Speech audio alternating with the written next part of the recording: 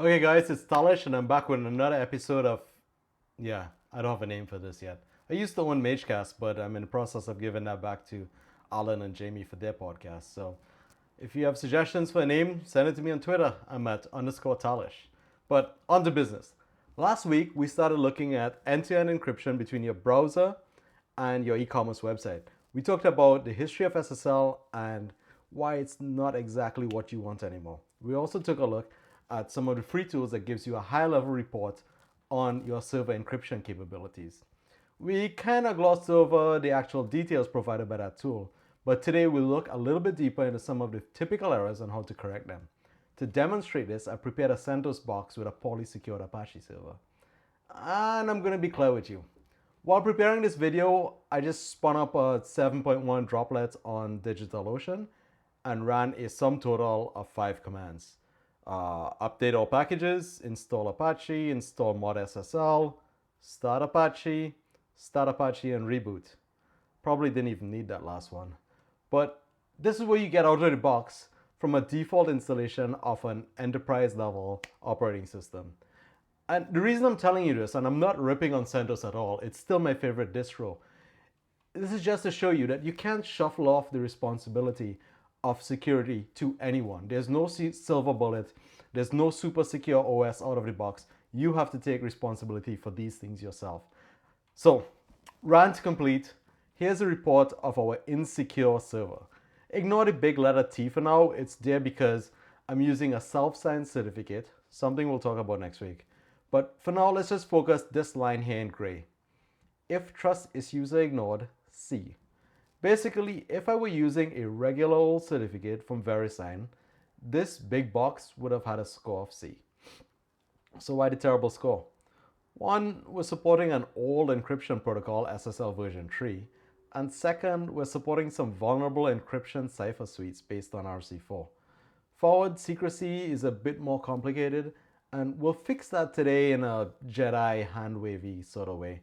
But I'll probably circle back in a future episode and we'll cover these more advanced encryption techniques. But let's jump in and fix these guys now. You'll need appropriate credentials to modify your Apache config. Everything else is ridiculously easy. The big guy first. We want to reject any connection that wants to use SSL version 3 as its encryption protocol. First, we're going to find where the SSL protocol is specified in my configuration files. So I'll just grep for SSL protocol in my config directory, and mine is in the config.d/ssl.conf file. And this part is very straightforward. It's already rejecting SSLv2, so we just add tac SSLv3 in here. Save the file and restart Apache. I'm going to rerun the test, and you can see that now we are no longer vulnerable to the POODLE attack, and our grade has been bumped up to B. Things are looking up, so let's get rid of that RC cipher suite and the forward secrecy problem. This time, we're going to grep for SSL cipher suite. Yeah, I know, rocket science. And we have this line here that just says not MD5 and a couple other cipher suites. So we're just going to add not RC4 at the end of this line to prevent it from using any of the RC4 suites.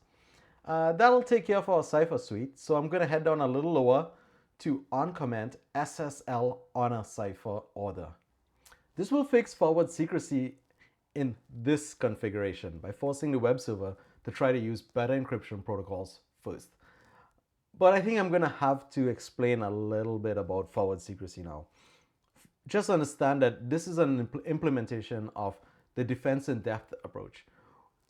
It ensures that if somehow an attacker acquires a private encryption key used to encrypt data in their session, they will not be able to reuse that to decrypt information in any other session, be it past or future. And that's enough for today. We'll get into more details in a future video, I promise. With those changes saved and done, we'll just restart Apache and retest. And nice, now we're sitting at a full A grade. Okay, in 2 minutes, we've seriously bumped up the end-to-end encryption on a Magento site. Mind you, this was run on CentOS 7.1. Your distro may have things configured a little bit differently. So you may be thinking, why are we wasting time just looking at one setup? I mean, everyone's going to have something completely different. And even worse, nobody uses Apache these days. I mean, all the cool kids are using Nginx. Don't worry about that. I got you covered. There's a cool little tool that helps you generate configurations for this.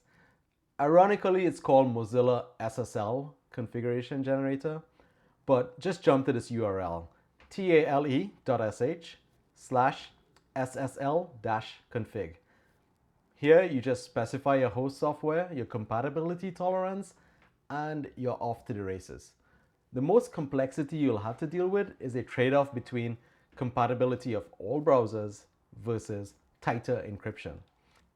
One disclaimer though, you use these config definitions at your own risk. If you don't fully understand any configuration line, I think it's a bad idea to blindly copy paste it into your config files.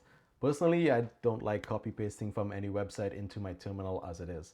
But that being said, as of this recording on December 2015, I really like the automatic selections it makes, even turning on advanced options like HTTPS headers for Apache.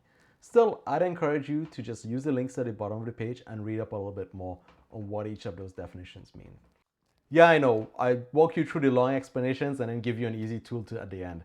Just don't jump to the end of all my videos expecting an easy tool like this. Not everything can be automated. So anyway, guys, that's it for now. Let me know how your fixes go. I know at least one person's going to be jumping on this on Monday morning to get it sorted out. Next week, we'll be looking at certificates and how they work, how to set up your own self-signed certificate, and something else. I can't remember. Anyway, take care, enjoy your holidays, and I'll see you guys next week.